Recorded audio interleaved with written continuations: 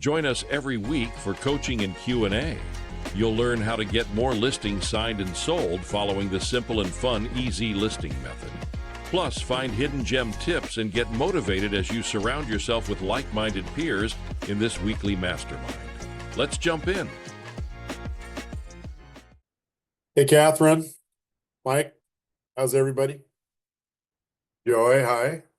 Hello. How's it going? I'm good. Good. Hey, I sent your address over to my sister. Yeah. So anyways, we'll see what she does. Sounds on that. good. Right Sounds on. good. Yeah. If you have any questions, and then I got your other emails too. I'll send that back. Good deal. Thank Good deal. Yahoo. So Joy, what is she saying? I can hear, but my computer does not have a camera or a sound. I can hear you just fine. By any chance, Catherine, have you done the new training? Have you gone through that? Okay. We need to get you involved with that. It seems to be making a difference with our agents. So, Aja, where are you from? You part of Melvin's group? Welcome aboard. Lee Shea Hill. Apparently nobody wants to put on their cameras or their mics. Might be a tough group today if we get no questions in. I can just start blabbing, I guess. Lee Shea, where are you from? Jacksonville. Jacksonville. Beautiful. Let's see here. Have you gone through the new training, Lee Shea? Oh, you're part of Renter's Warehouse. Yes. Ah, very good. Glad to have you aboard. Thank you. Now we got Michael Fox on. That's good. He's our accountant, in case everybody doesn't know that, our bookkeeper, researcher. The guy is like unbelievable in setting up calculators with Excel. So if you guys ever feel like you need something, he's the guy you go to ask for. It's amazing. Ronald Weeks, hi. Hey, how are How you? you doing? How you I'm doing, good. Ronald? I'm good. And yourself?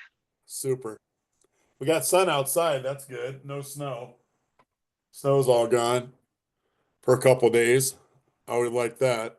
So, Yeah, that's great. That's great. yep. It's so funny now the fires moved to the Carolinas, not in LA anymore.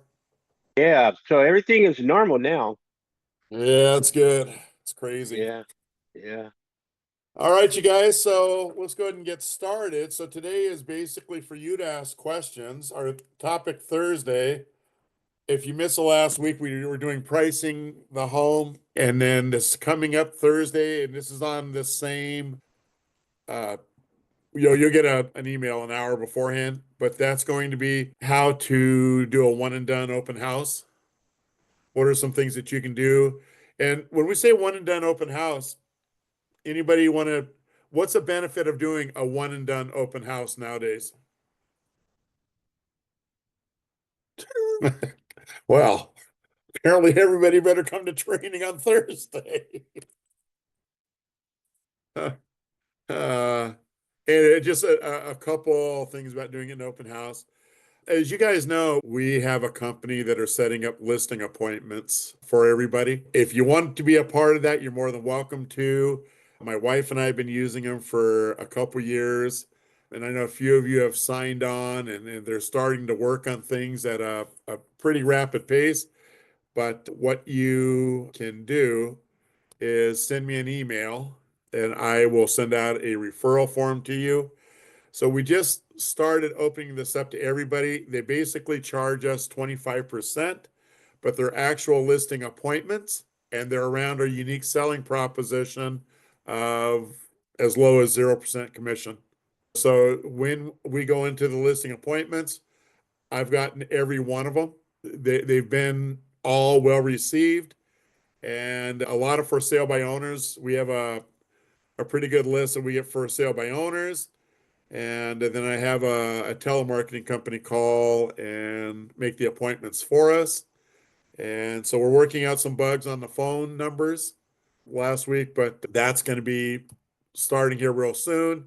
So we did a test with 5 different people's territories, and they're pulling up like 1,000 leads. Unfortunately, the phone numbers didn't align with them, so I have to have them go back in and adjust and get those. They sent me out some new stuff on Sunday, and I haven't had a chance to look at it. So, if you want to participate in that, there's no reason why you do. You know, for those of you who have gone through my training, you know, a great place to pull up for sale by owners is Zillow, because Zillow has the phone numbers and generally has emails, address. We don't have to worry about the do not call list because it is posted public.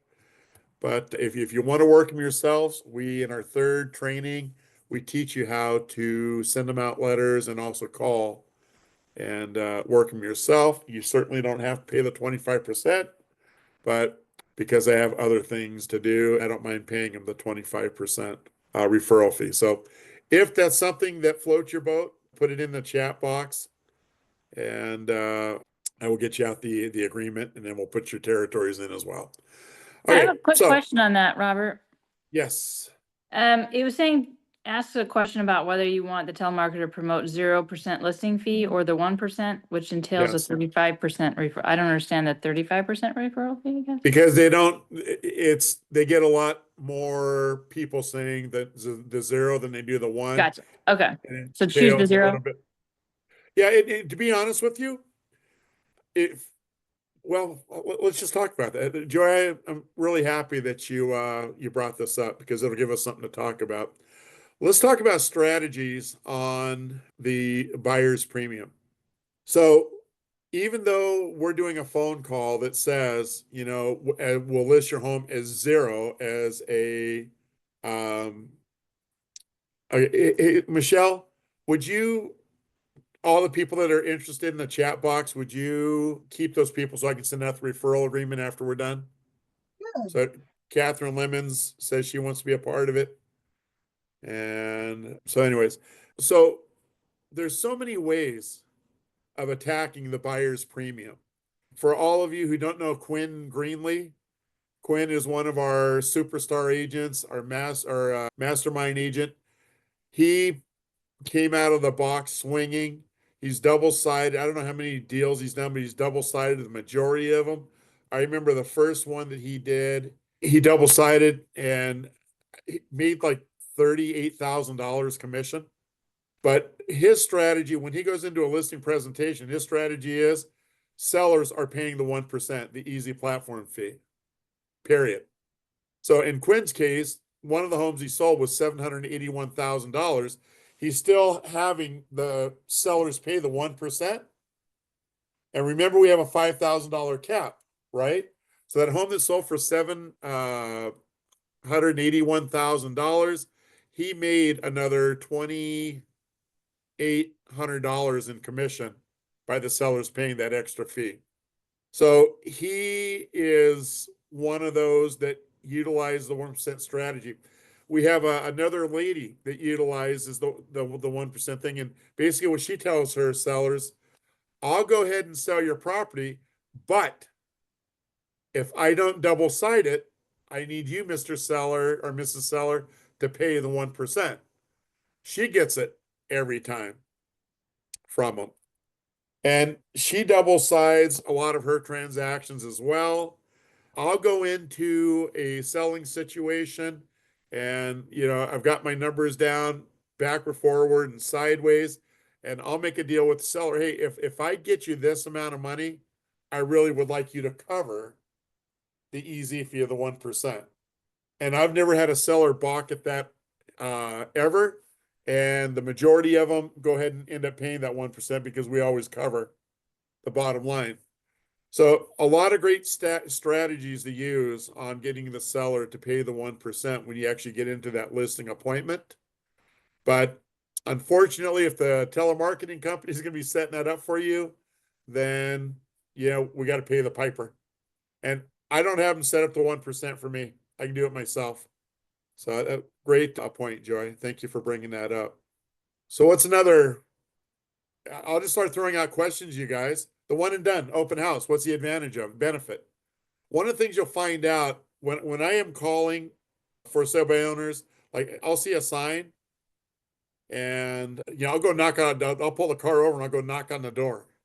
And, very rarely do they answer the door. But when you call them for the first time, I don't pull punch. I just, hey, I'm Robert Climer, and I am a certified master agent with Easy Real Estate Platform. And I noticed you got your home up for sale. I'm not your typical real estate agent because I'll sell your home and not charge you a commission.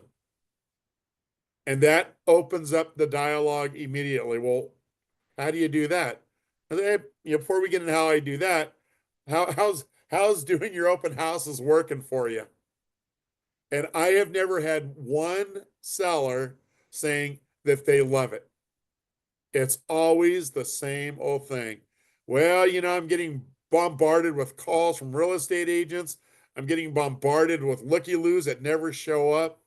And everybody wants to come. Those people that come over and look at the house, I don't know whether they're interested. I don't know if they're stealing stuff out of my house. I hate being in the house when they're here. I don't know if they're murderers or thieves. And so you kind of always get the same story.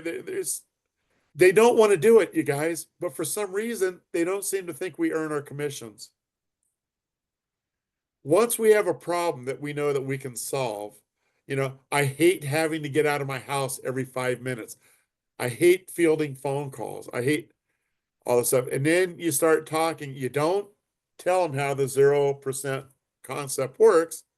You want to get the listing appointment and come back with all your tools there. But once you find out a problem and then you let them know how you can beat that problem. So in other words, if you remember in my story, the last agent that was talking about listing that home from Keller Williams, he was going to do he figured the home would sell in 90 days, 60 to 90 days. He was going to do an open house every weekend. He never even asked the seller if they minded that. And I promise you, there's not a seller that wants to leave their house every Saturday and Sunday or whatever you do open houses on. So when we talk about a one and done, and the one and done now means one weekend because Ryan Baker is doing Saturdays and Sundays. So I can no longer call it a one open house and done. My wife and I, it's legitimate one and done. We do them on Saturdays because we want everybody there. So everybody can do it their way. But anyway, back to the one and done open house, that is a huge benefit for the sellers. And what's the concept behind the one and done being done right? Is pricing the home right. And I don't care where you are. We've used this thing in small towns. We've used it in big towns. Regardless, if you price the home right, they're always going to be a lot more than you've ever had at your open houses before. Okay, so that's one of the advantages of the one and done open house. What would be another advantage to talking to a for sale by owner other than not paying the commission, the one and done open house? What would be another benefit? Anybody want to throw anything out? It's okay. This is fun. I guess Advertising. Catherine Levin says advertising. Ooh, advertising. Yeah. Look at Catherine. That away. Advertising. The one and done thing. If we put it in the MLS on a Thursday, it's on the hot sheet for 3 days. Do I need to do any extra advertising for an open house? Absolutely not. Because remember that 3 days on the hot sheet is syndicating it to your Zillows, your homes.com, your realtor.com, Redfin, and all the real estate platforms and social media. Catherine's going to be one of our star agents. Catherine, you want to do this class? We got to get you a new computer. So, awesome. Exactly. Advertising absolutely is an advantage. Cutting your advertising down. Another would be that the sellers don't have to show the home to a bazillion buyers. If we're putting it on Thursday and we're in contract on a Tuesday, we've disrupted their lives for how long? 5 days? 5 days is a lot better than 60 days, isn't it? A lot better than 90 days. You think they might be a little happier if we get the home priced right, have this thing in contract on Tuesday? Robert, I got a question that came up with me with the seller this weekend. Is that really Yeah. long enough to get the most exposure? What's I had some that? sellers. I had some sellers that were worried that Thursday to Tuesday was not enough exposure to bring in enough people to look at the home. Well, if we don't price the home right, that's probably exactly a comment. But Michelle, you've been around enough of our open houses. What happens when ours? You get overwhelmed So if you're not prepared. do we even need more than 100 people to show up to get what we need done? No. Right. So we got to come back to the basics and just say, yeah, you know that. And again, my question back to them, why would you think that? And they're going to say, well, you know, because it doesn't have time to get your advertising kicked in, doesn't have your time to do this, that. And then when you explained what the hot sheet does and the syndication that it does on top of it to, you know, in our MLS, it's 1,800 websites. And, you know, it's Priced right, it gets their attention and they show up. yeah, exactly. So it's a good question. Let's see here. I'll just start throwing out objections here. Let's see what somebody says. I have some Yeah. objections. All right. Well, Zillow said this, Redfin says this. Why are you going to price it at something that's going to be much lower than what they say? Anybody want to answer that? It's all about driving traffic to the house. The more buyers, the more offers. Well, yeah. And how many times do you think the Zestimate and Redfin's estimate, how many times is that going to attract 100 people to the open house? You also have realists inside the MLS. That's where Redfin's pulling the information on, right? And sorry, it's just not accurate information. That's something the county pulls up. There may not be enough comps in that area for that size of home. And so that's why you got to go out to the house and like is like, yada, yada, yada. But you know, your job is make sure I get 100 buyers in there and then the magic happens. And remember, when we get 100 buyers in there, Michelle, how much are our homes going above market value when we get 100 buyers in there? Percentage wise or how many?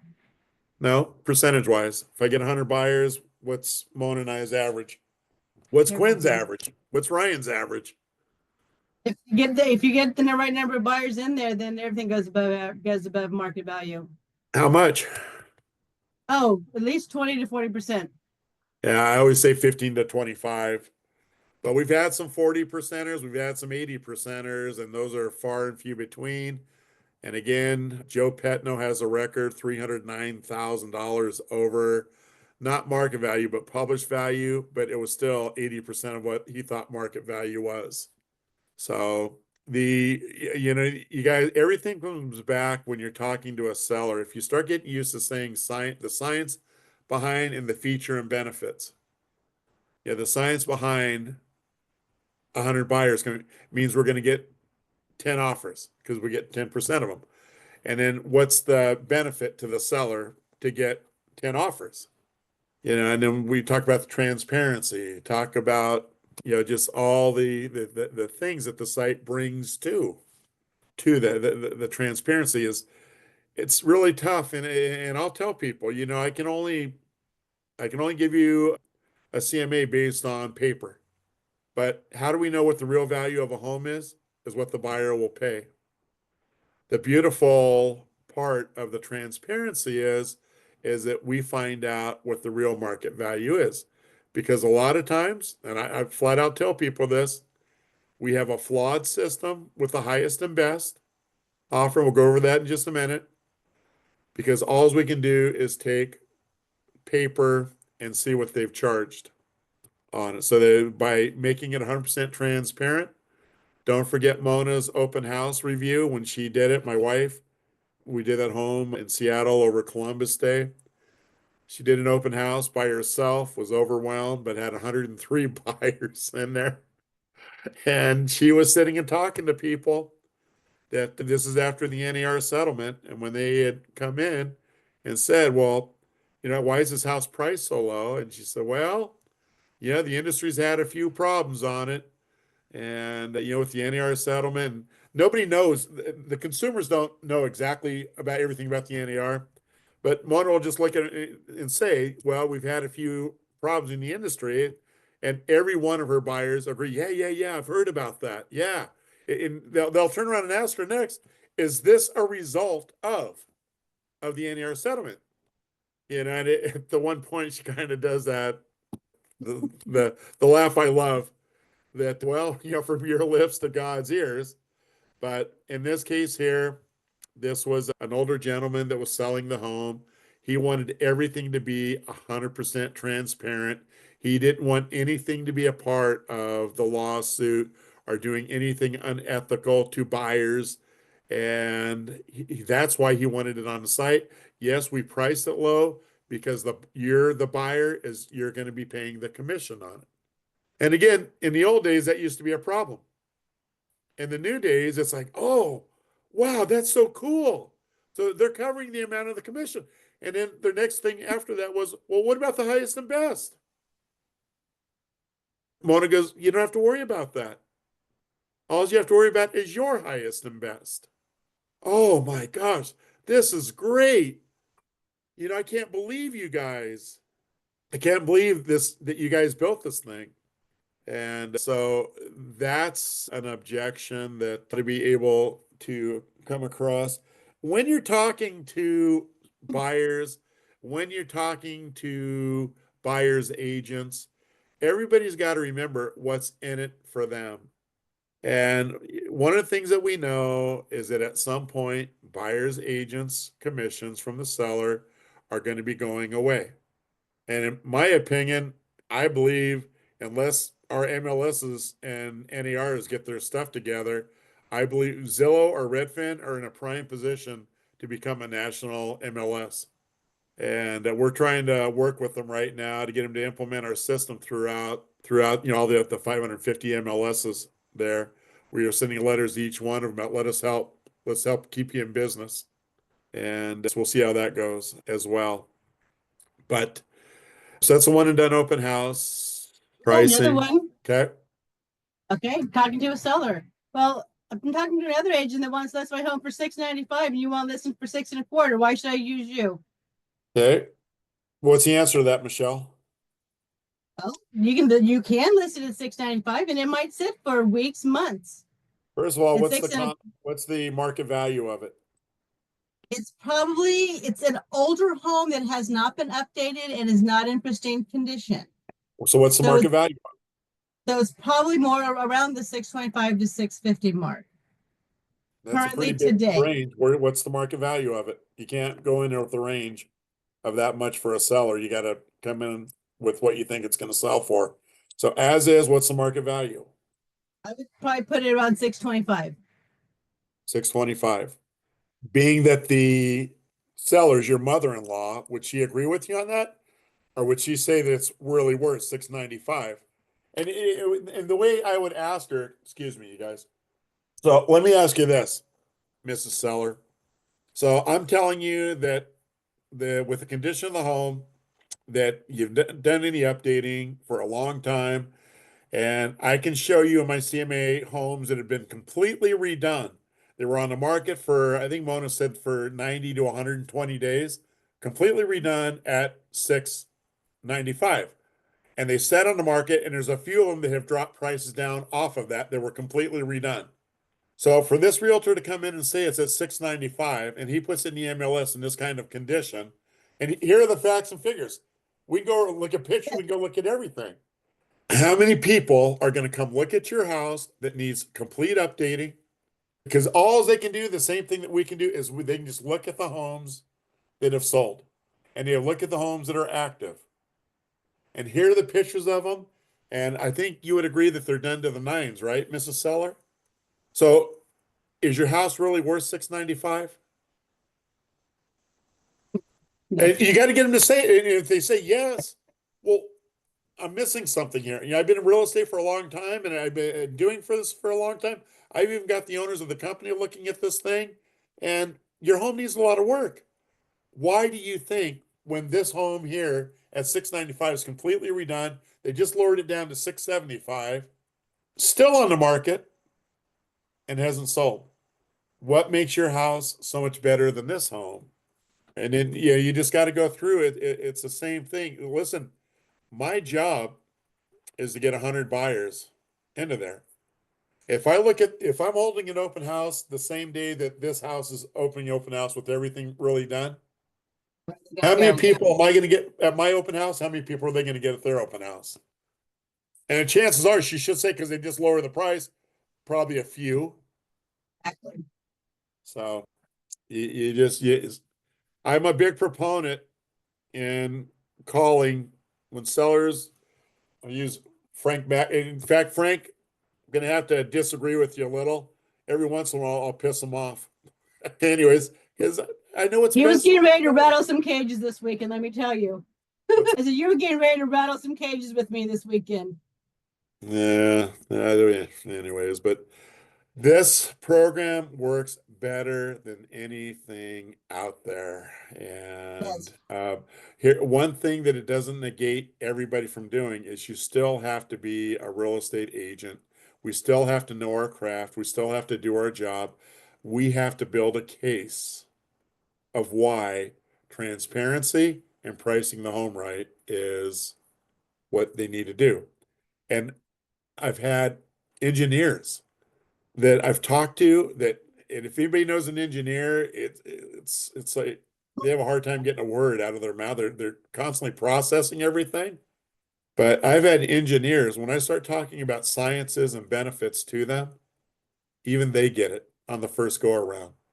And that's why I am telling you guys, I'm begging everybody, if you don't have a strong story, you don't have something that you can show a seller and make that seller feel like they're the same person with the results, then you're making a mistake in these listing presentations.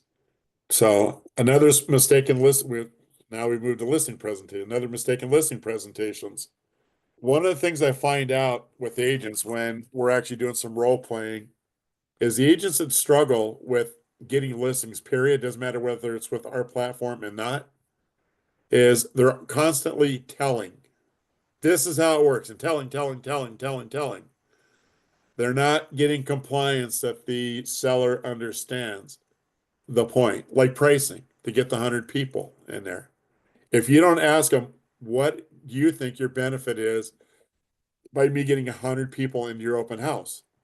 If they don't understand that, why on earth would we move on to something else, right? We've got to sit and have a conversation and have some fun with them.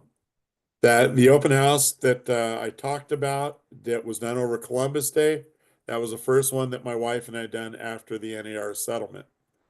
We wanted to see the processes that the agents were using, why they weren't working, and we wanted to make sure the processes that we know were working. And again, I'm gonna come back to it. I put it on a Thursday. I ended it on a Tuesday because Columbus Day was on Monday, and Tuesday is probably a better day to end it anyways because of the Monday doldrums. It gives people an extra day, 2 days for their financing if they need to work it out, and yada yada yada. The processes that we teach, from getting the appointment, setting the appointment up, going and doing the listing presentation, having all the facts, bringing the seller, regardless of how you met the seller, the story behind it, you make him like that seller. Oh yeah, he just like this is a friend of mine's mother that I was talking to, my mother-in-law, and I had had a brother pushing another real estate just like you, Mr. Seller.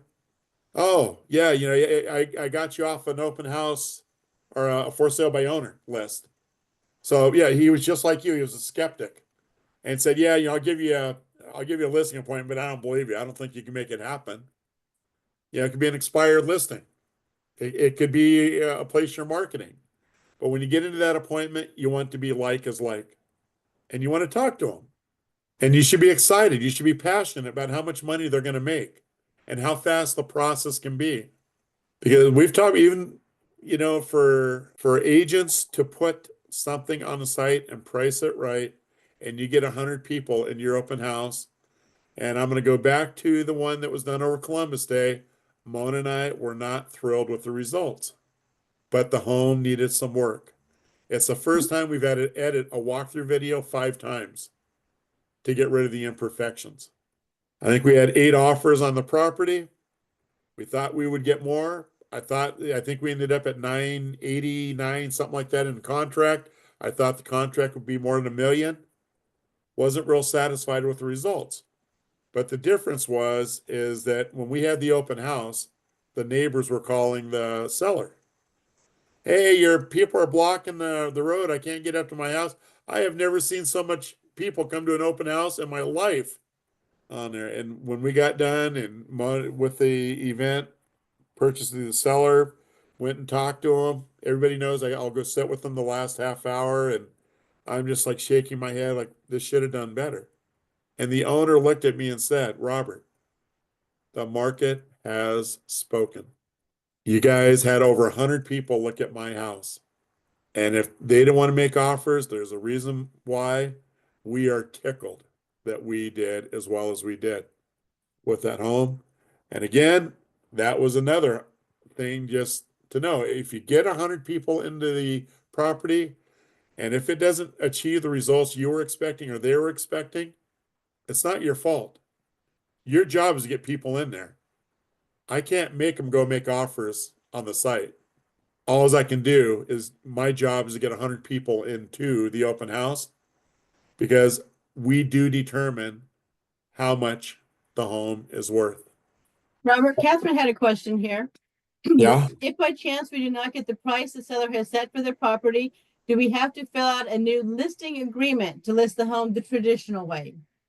When I do my listing agreements, I don't put in, obviously do a listing agreement for 5 days. I do it for 6 months. And the only homes that we've ever had to go 6 months are traditional homes where they don't want to play ball and put them on the site. But there's 2 things to do after your 5 days is up.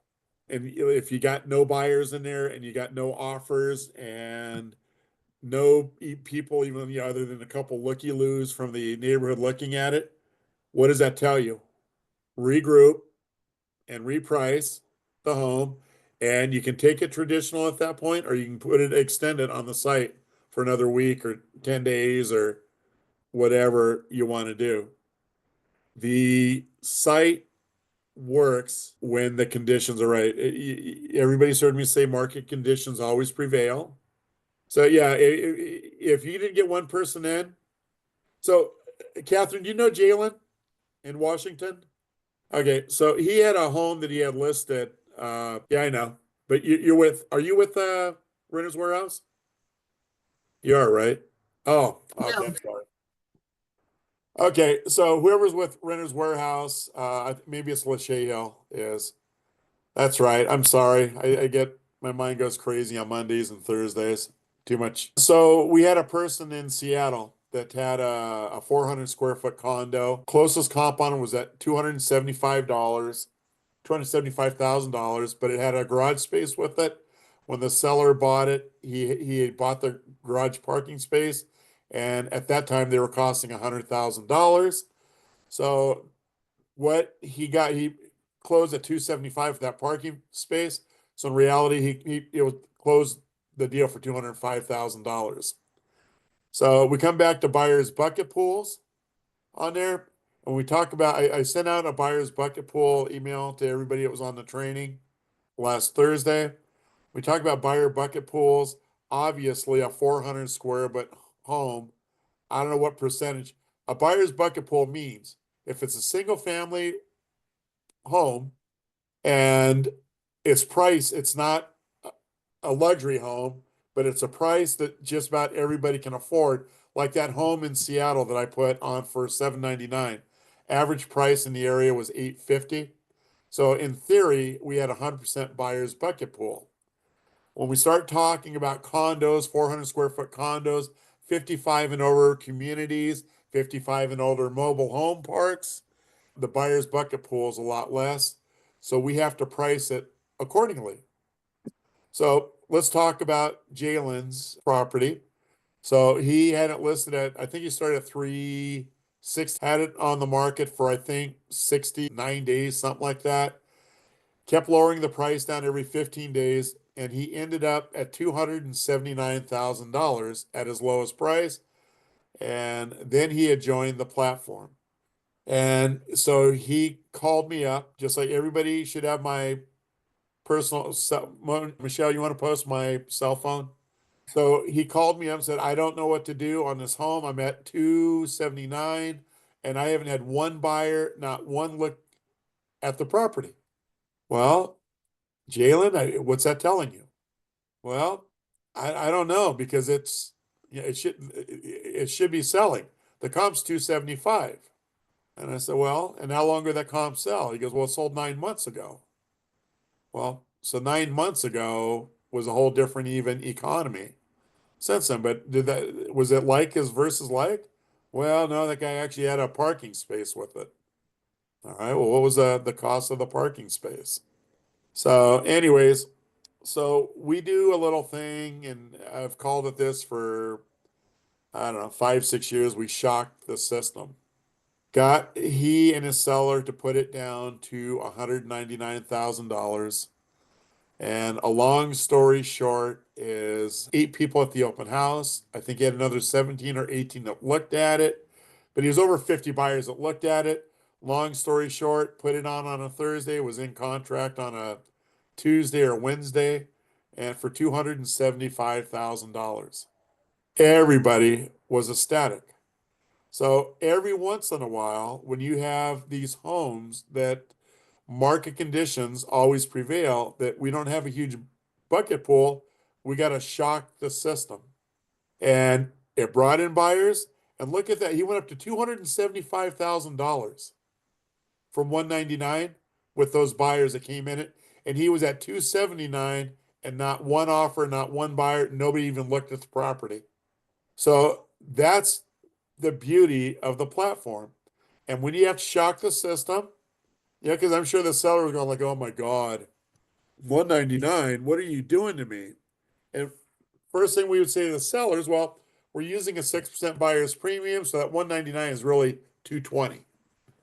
But I got to get my job is to get buyers in here. We have been chasing the price down since I've listed it, and it's not working for you.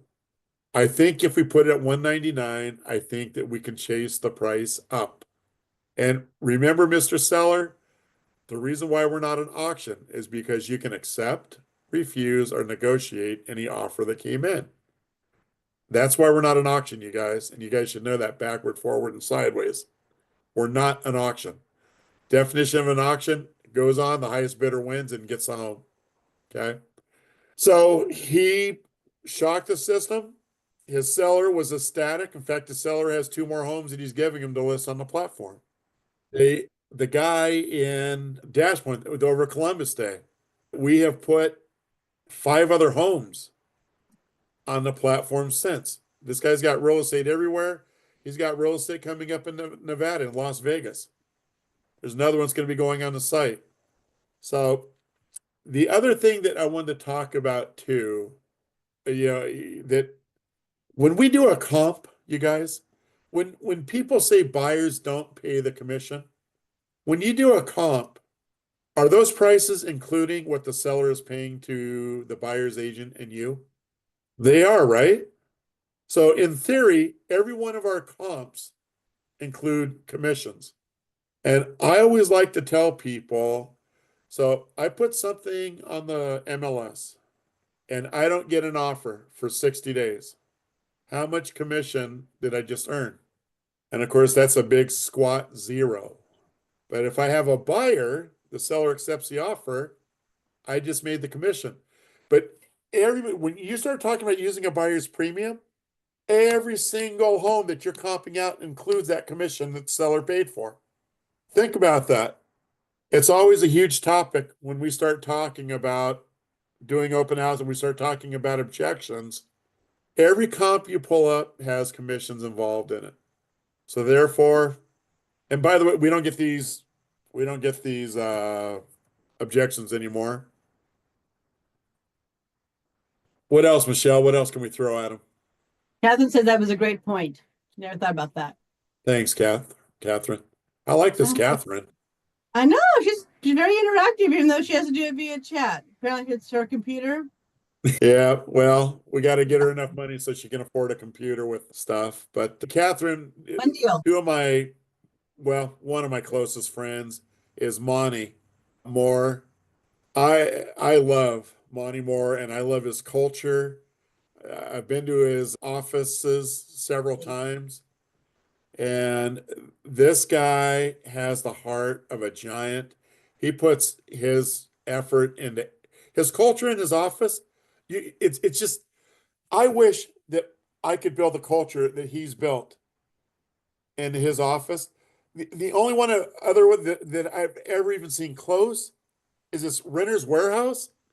That leadership team is phenomenal. The camaraderie, the wanting to help each other out is astounding.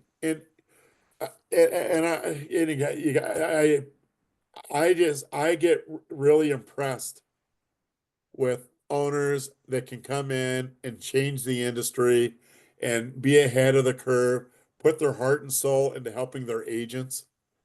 And that is two brokerages that I only wish they were in Seattle. I'd move my license in a heartbeat. So, okay, Michelle, throw out another one. Oh, what's another one? Pricing. What are things that came up against this weekend? Frank, you turned your microphone, your thing off. Did you have something that you wanted to add, or did you have something we wanted to talk about? Go ahead. He's getting that figured out. Catherine's asking if 1 week is the best amount of time to list a property on the easy offer way. I'm going to say yes, unless there is a holiday in the way. You know, Ryan continues. Is Ryan on this new one? Is Ryan put 10 days down, or is he doing a 5-day event on his new one? I think his is a 5-day event. Okay, so what I like about the 5-day, let's talk about that. That's another great question, Catherine.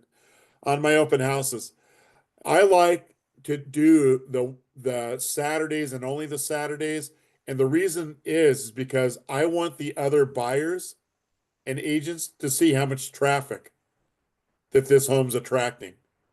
So if I just do one open house, I always put it on a Thursday because we maximize the hot sheet that goes through Saturday. Ours is 3 days. I'm sure everybody else is 3 days. But the other thing too is I want to maximize the hot sheet. So when I do it for the open house, I have 100% buyer's bucket pool that home's available on. If I were to have Jalen's home on there, I wouldn't be satisfied with 29 people at my open house.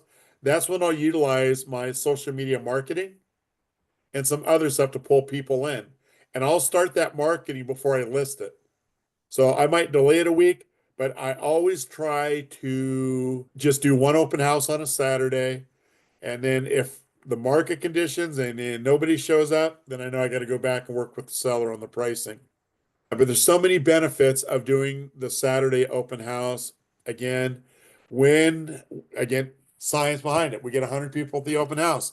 What's the feature and benefit to the real estate agents and the buyers? They're going to see who's there and who they're going to be competing against. The second thing is remember, we have a flow inside of every open house. We have an entrance where people are filling out a contact sheet, and then we send them, everybody goes through the house the same way. And then we have an exit. At my exit, I'll have anywhere between 1 and 2 lenders sitting on the backside pre-qualifying people. And believe it or not, that's where I hunker down. So Frank, you can call me after. I'll be sitting at the exit. And if you remember my story home that we teach, and Lachey Renter's Warehouse is going to be going through this at some point in time really quick. But if you listen to the story, the agent that made the first offer on the home, I was talking to her while her people were getting pre-qualified with my lender at that open house. So while the buyers were getting pre-qualified, I was talking to Starlene and Starlene, you want a hint on how to like steal this home from everybody else? If your buyers love it and they want to make an offer, don't come in at price. Come in at a reasonable offer that you think that the seller, because my seller is watching this site 724, and don't remember, he doesn't have to wait for this thing to go full term. If he sees something that he loves, he can call me and tell me, pull it, stop it.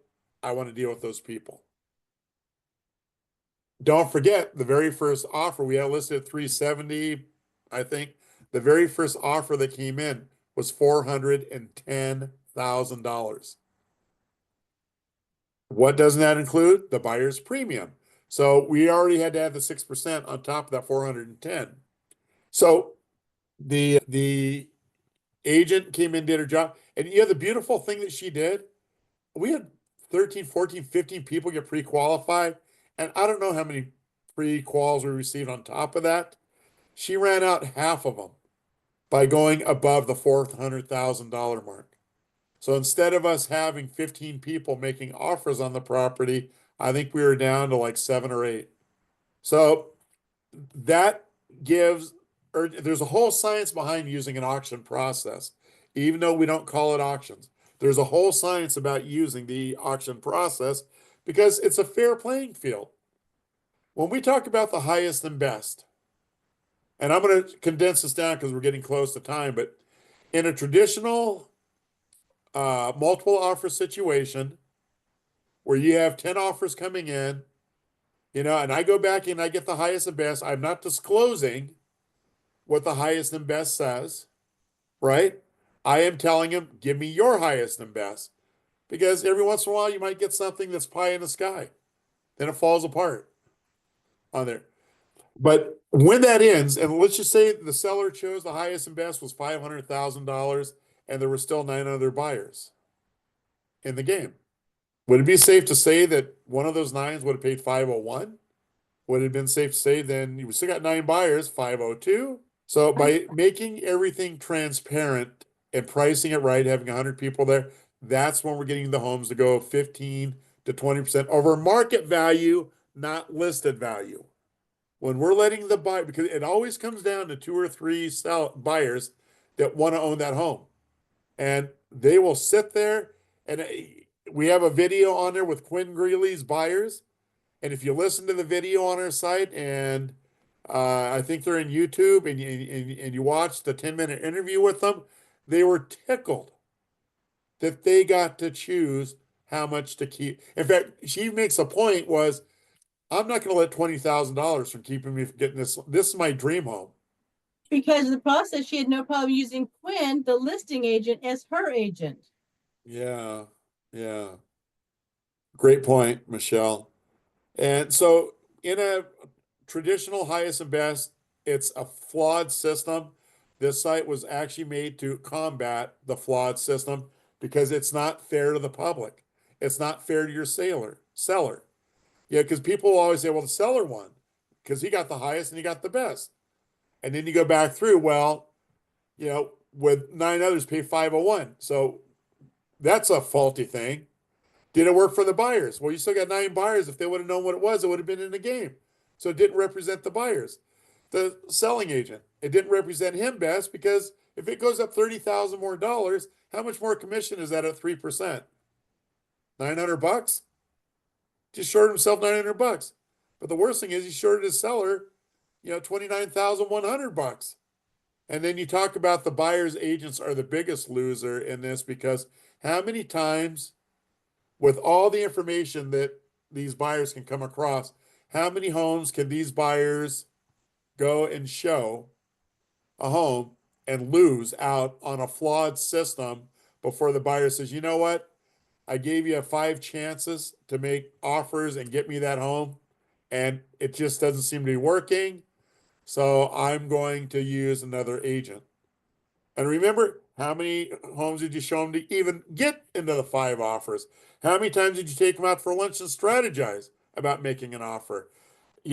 So and now we add to it, we got to do a buyer broker agreement. So that system is flawed, and that's why every NAR and every MLS ought to be using us as a transaction. The other thing, does everybody know what a bucket listing is? A bucket listing is when a brokerage does not put it on the MLS for everybody else. They basically circulate it before it goes on the MLS. You guys ever wonder, like, yeah, put something on the MLS and 2 hours later it's pending and it's with the same brokerage? How did that happen? Was that representing the seller when stuff like that happens? Absolutely not. Did it benefit that brokerage? Absolutely. But one of the beautiful things about our Easy Real Estate platform is we have no hidden agendas. It represents the public better than anybody else because of the transparency. And so, anyways, I think everybody's got. Kathleen said, I have a 3-bedroom, 2-bath condo. This has been on the market for 230 days after lowering the price a few times. So I took it off the market temporarily to get the condo some repairs and the entire home repainted. It looks much fresher now and going active tomorrow. How does Easy Offer do the condos? The problem is, so let me ask you this: what was it listed at? You were at? Did you? Simmer condo is sold for 354. What are you listing it at? What's your new price? Did it reset in the marketplace? So, Catherine, if you want to give me a call, okay. So before it was listed for 264,000, we're at 254. At 264, how many buyers looked at it? I wish your computer was working because this would be a great thing for everybody to put input on. And what did all those buyers say, the 15 that looked at it? And did you do an open house? And if you did, how many came? Sorry, everybody, but I wish he was on the too old, needs renovations, no open houses. And so if you pulled it off the market and did some renovations, how much did your sellers put into it? 5K. So at 254.9, in your professional best guess, how many buyers, if you were to do an open house, how many buyers would show up? Maybe 3. And we get 3 buyers to show up. How many of those are going to make offers? If we're lucky, 1. How many, by the sciences behind everything you've done in Tennessee, would that with 3 people get an offer? The answer is none. It's like, okay, maybe 1. All right, but 0 is probably the better number. So let me ask you this: what price would it have to be with using a buyer's premium to get 25 people in an open house? 199. What price would it have to be to get 50 into an open house? 199 is going to get you 25, and 225 is going to get you 50.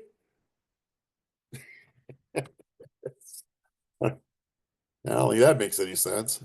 The other way around. Okay. So 199 is going to give you 50. And based on our buyer's bucket, it is a 3-bedroom, 2-bath, right? And is it 55 and older or anything? Is there any other thing we need to know about it? Okay. So, and you're pretty sure 199 is going to get you 50? What would 189 get you? So, well, I thought 199 would get you 50.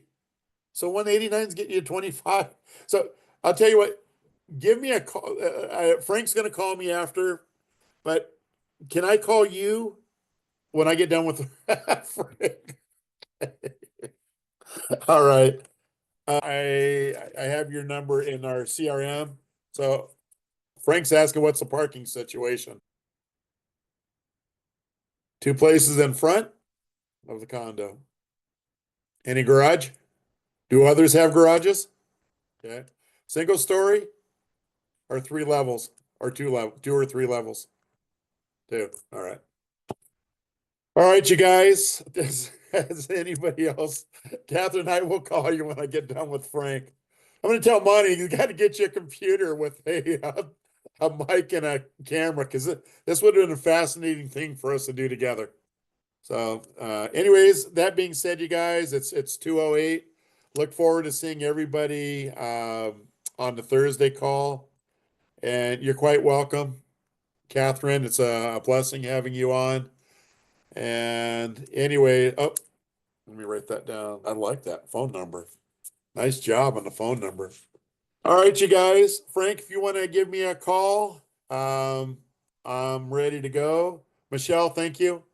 If anybody else wants that that referral thing, let Michelle or I know, and we'll get you out the referral form. Thanks, everybody. Have a great day.